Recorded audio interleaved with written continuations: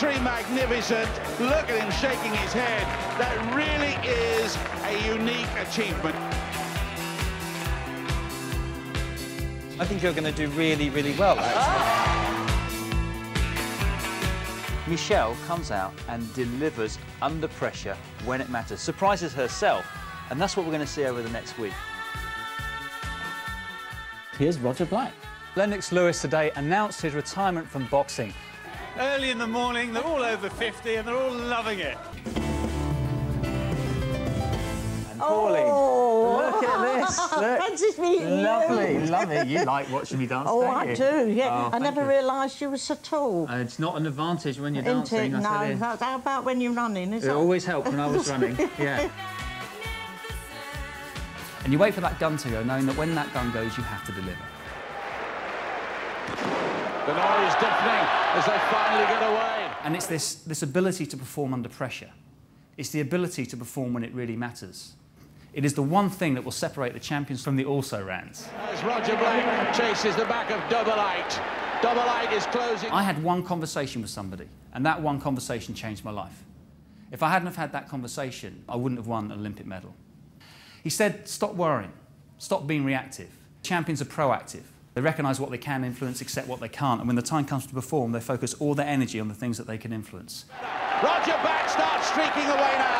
The gap is opening. I experienced creativity at the highest level within a team. If we wanted to become world champions, we had to get creative, and we had to step up and become outstanding. And we were up against the mighty Americans, a team that hadn't been beaten for about 40 years. Later on that evening, we went to bed. And as usual, I was sharing with Chris Akabusi. It was about 2 o'clock in the morning when he leant over. He looked me in the eyes. He said, Roger, are you thinking what I'm thinking?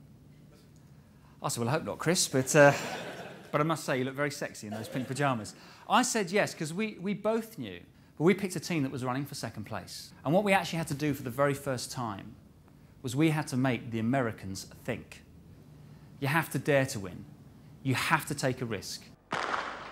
The wind freshening as they get away, and Roger Black in lane number 3 goes straight away, closes right down on the Jamaican. That evening, I was running for Derek Redmond, for John Regis and for Chris Akabusi, 3 of the greatest teammates that I've ever had. At the handoff point, well, it's very close between America and Great Britain, but I think Great Britain have just got the edge. For the first time as a team, we'd taken a collective responsibility for our performance. It was a liberating feeling. Can't quite get there. America will take over in the lead with their world champion Pettigrew on the anchor leg. Akabusi goes after him. The difference is 3 meters.